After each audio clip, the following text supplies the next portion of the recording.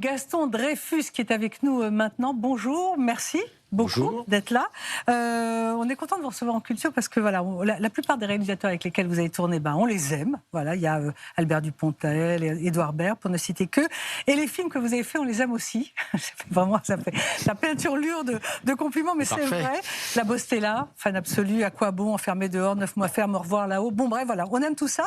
Vous êtes essentiellement acteur et essentiellement un homme de théâtre aussi. Et vous êtes sur la scène du théâtre du Rond-Point dans une pièce que vous avez écrite, À la vie, à la mort. Vous la mettez en scène et vous faites jouer dedans votre ami et compère, donc Stéphane de Groot, Amira Hadzik et Anne Benoît. Alors c'est quoi l'histoire? Parce que ça a l'air un peu triste, mais ça ne l'est pas. C'est l'histoire de 3 copains sur fond de deuil. Oui, ça raconte l'histoire de l'amitié, le fil de l'amitié. Comment ça, c'est l'amitié, c'est un fil indéfinissable, et c'est en fait une comédie. Et c'était l'idée que j'en avais, et puis c'est comment on s'est reçu aussi en public. Le public rit énormément, et c'est un humour assez grinçant. Oui, c'est grinçant. C'est grinçant dans un cimetière. Parce que le moment d'écriture procède beaucoup de l'intimité. J'essaie d'écrire ce que je connais le mieux, et ce que je connais le mieux, ça vient de moi. Donc c'est ma 4e pièce, et il y a eu un chemin comme ça. Et là, c'est l'amitié, c'est un sujet que je connais aussi. Et l'amitié, la fidélité, voilà, l'indéfectibilité. L'indéfectibilité, mais c'est un fil très curieux. Et là, ça réunit sur scène Stéphane de Groot, Anne Benoît. C'est 3 personnages complètement différents. Et c'est l'alchimie des 3 qui fait qu'on raconte l'amitié. À travers ces personnalités très différentes, même une façon de jouer différente, parce que chacun joue avec sa personnalité. Et donc, il n'y a pas de coup d'éclat, il n'y a pas de révélation. Ça raconte un chemin pris effectivement à un certain âge avec un prétexte qui n'est pas drôle. On va dire quand même, c'est 3 copains. Voilà. Ils ont la cinquantaine bien passée. Ouais. Il y en a un des 3 qui enterre un être cher. Voilà. Et donc c'est l'occasion de... C'est l'occasion de se balader et de raconter des choses, de l'intimité, le regard qu'ils portent sur eux, le regard qu'ils ont vis-à-vis d'eux-mêmes, cette espèce d'énergie qu'ils ont tous les 3. Ça se raconte, et en fait il se passe pas grand-chose, et il se passe tout. Parce que ça raconte vraiment la vie, et comme c'est mon intimité, je la partage avec tout le monde, parce que nous avons tous un terrain commun, finalement, un fond commun. Moi, j'ai une façon de raconter ça, mais ma façon de raconter, forcément, par définition, va interpeller chacun. C'est très littéraire, je trouve, votre écriture. Oui, c'est vrai. Elle est littéraire, elle n'est pas évidente à jouer, et Anne Benoît et Stéphane de Groot sont des acteurs remarquables, ainsi qu'Amira Hadzik. C'est pas évident de rentrer dans cet univers. Mais parce qu'il faut rentrer dans votre tête, en fait. Il faut rentrer, il faut accepter aussi de rentrer dans sa propre intimité.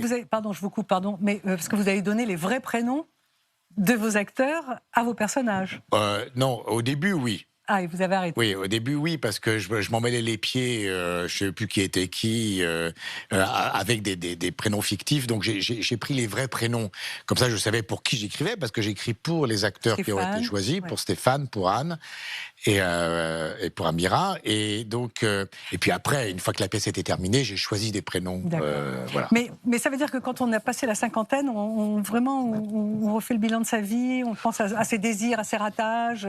Parce que ça me déprime, en fait. Non, c'est pas un bilan. C'est pas un bilan, mais forcément, on a un regard.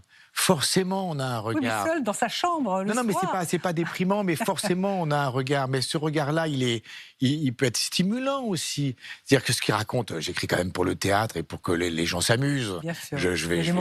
J'écris pas un truc horriblement triste et où ils sont tous dépressifs parce qu'ils ont raté leur vie.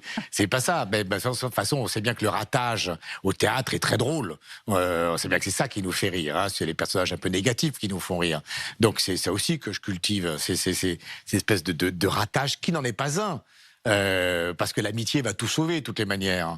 Et cette amitié-là, elle est indéfectible, elle est fantastique. Oui, ça parle à tout le monde, je trouve, à tous ceux qui ont des copains et qui ont passé les 50 ans. Je voudrais qu'on regarde juste un court extrait de cette pièce. C'est le moment où ils sont au cimetière. De toute façon, ils sont toujours au cimetière. Il est beau, votre carreau, hein? Merci. Il est grand. Oui, il est grand, oui. Mais il est beau aussi. Il fait 12 places. 12 places? Nous, on a 8 places. Ben oui, je croyais que le maximum, c'était 6. Bah non, puisque celui-là fait 12 places. Bah oui. Je suis plus sûr qu'on en ait 8. Mais moi, j'étais certain que le maximum, c'était 6 places. J'ai une petite cousine qui est morte il y a quelques mois d'un cancer. Elle avait mon âge en plus jeune. Et son caveau, c'était la douzaine. 12, c'est bien. 12 2 fois 6, c'est énorme. En fait, c'est pas notre caveau. C'est un caveau de famille, mais pas de notre famille. C'est un caveau de famille éloigné. Voilà. Gilles Gaston Dreyfus, comment on met de l'humour dans un moment pareil? Je sais pas. Ah. J'en sais rien, c'est ma manière de voir les choses. C'est ma manière de voir les choses, c'est la manière de... Je fonctionne comme ça. Voilà, avec cet humour-là, qu'avec... Non, mais quand vous avez écrit, à quel moment vous avez dit, tiens, là, je vais faire ça, je vais mettre ce mot-là, parce que... Voilà. Parce qu'encore une fois, d'abord, tout est très ciselé. Il y a un côté effectivement littéraire. Très littéraire, très ciselé, Ouais, vraiment. c'est très ciselé, chaque mot à sa place, chaque virgule à sa place, chaque point à sa place. Alors après, ça c'est l'écriture primaire, c'est après, on fait des compromissions avec les acteurs, on travaille, parce que c'est une création, donc forcément elle bouge. Donc ça, il faut que les acteurs se l'accaparent, il y a des choses qui... Voilà, donc les choses se retravaillent, mais... la rythmique, c'est une partition musicale, quoi. Donc ça travaille comme oui, ça. c'est très rythmé quand même. Très rythmé. Alors, il y a Stéphane de Groot, votre grand copain, grand complice. Nous, on était fans absolus des radoteurs, qui étaient des petites séquences, je l'explique, qui passaient sur Europe 1, où vous travailliez les mots, c'était virtuose, c'était exceptionnel. Stéphane de Groot, donc, votre lien à lui? Bah oui, Stéphane de Groot, on s'est rencontrés par l'écriture.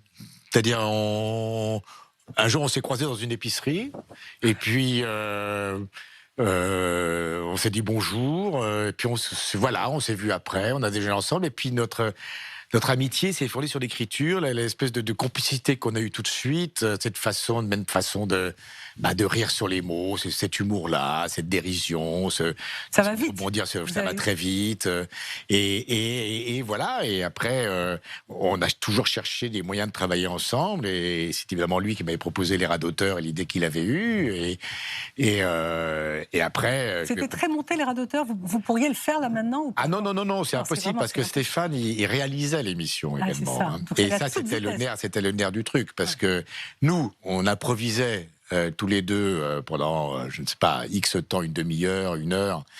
Et lui, après, il faisait un montage de ça. Et ça, on n'a pas les droits, c'est dommage, on ne peut pas le faire écouter à nos non. S'il serait là, s'il avait été là, on aurait pu s'amuser à faire ça. Mais il n'est pas là. Mais il n'est pas là, non. Et donc c'est lui qui réalisait l'émission, et le nerf de la guerre était là. Hein. Oui, bien sûr. Ouais. Et Édouard Baird, bien sûr. Je voudrais qu'on regarde, avant que vous nous parliez d'Édouard Baird, un petit bout de La Bostella, qui est quand même le film le plus absurde de l'histoire de l'absurde, sorti en 2000. Je trouve que tu le fais un tout petit peu lèche-cul, exprès.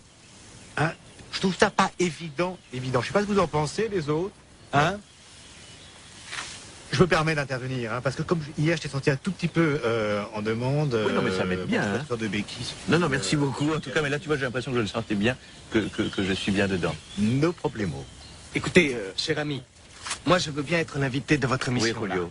Mais ce petit gars là, ce petit mec, s'il a aucun rapport avec moi, il faut qu'il se casse. D'accord, Okay? open mind, Julio. Okay? Non, ça va, faut pas qu'on me fasse chier. Il est pas drôle. Je ne suis qu'un cri. Quelle mauvaise humeur, là. Édouard. C'est Chico. Édouard. C'est Julio. Édouard. Je ne suis qu'un cri.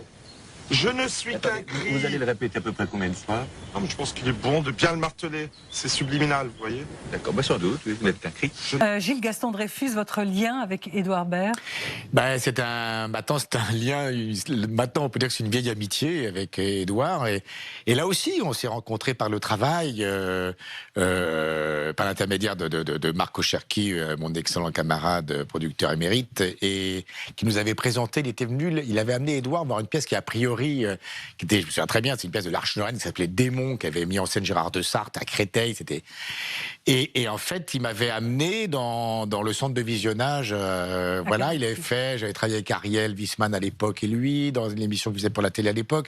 Et là aussi, on s'est rencontrés dans le travail. Et il y a eu une espèce de communion dans le travail, c'est une même façon de penser, c'est une même façon de travailler ensemble. La façon de travailler ensemble, c'est capital. On sent que vous partez tous les deux dans la poésie, la tangente, l'univers, l'absurde. Mais il y a toujours un lien rien. C'est-à-dire que tout ça se crée. C'est comme avec Stéphane et les rats d'auteur, ou Stéphane. C'est-à-dire que ça a l'air foutraque, mais évidemment que ça l'est pas. C'est-à-dire qu'en fait, c'est une communion de pensée. Et avec Édouard, c'est pareil. C'est une communion de pensée. Et c'est dans le travail qu'on a appris à s'aimer et à avoir cette amitié-là qui perdure. Et plus le temps passe, plus elle est solide. Évidemment, elle a toujours été solide. C'est beau. Vous tournez pas mal aussi. On a vu quelque part, oui, on voit dans French Dispatch, Wes Anderson, Oui. même si c'est un petit rôle, c'est quand même pas mal. Oui, madame. C'est pas tous les jours quand même.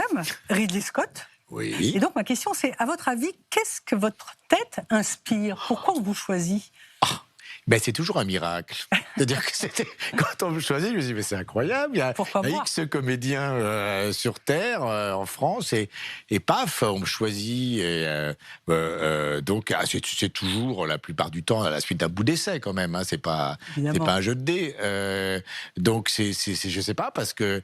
Je sais pas, c'est parce que je considère que c'est en fait à chaque fois un miracle quand on me choisit. Je me dis, c'est formidable. Quelle chance. Vous avez à la fois une tête de petit juif du shtetl et en même temps une tête de traître.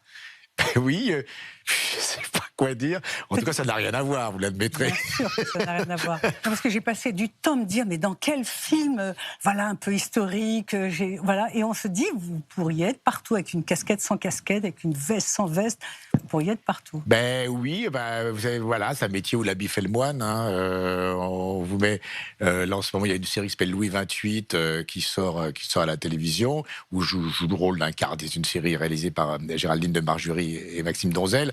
Je fais un cardinal. Pourquoi pas? Et pourquoi pas, vous voyez, cardinal, on vous met une robe rouge avec une kippa rouge, et puis vous voilà cardinal. Et puis si la kippa est noire, vous voilà rabbin. À propos de rabbin, vous avez fait des lectures hommages. Oui, du temps de Corinne Baccarat, oui, Ouais. oui. C'est quoi votre lien? Je ne veux pas rentrer dans un truc trop communautaire, mais voilà, vous faites des films comme ça, on vous appelle souvent pour des films historiques, communautaires, des projets. Non, mais je sais pas, je dois dégager un truc juif, j'en sais rien, moi. Je sais pas, mais en tout cas, bref, travailler hommage, c'est toujours, sans être communautaire, mais on l'est toujours avec cette sensibilité-là, cette identité-là. C'est sûr qu'à chaque fois qu'on peut rendre hommage à Goscinny, rendre hommage à Pérec,